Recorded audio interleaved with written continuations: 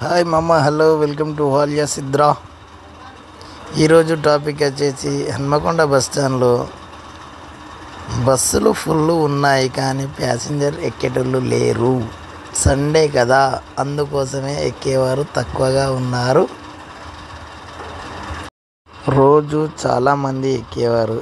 ఈరోజు సండే కాబట్టి కొద్దిగా పబ్లిక్ తక్కువగా ఉంది. అలాగే చూడండి వీడియో, ఎన్ని బస్సులు ఖాళీ ఉన్నాయో. ప్యాసింజర్ ఉన్నప్పుడు ఒక్కరు కూడా ఇక్కడ బస్సు ఆపరు.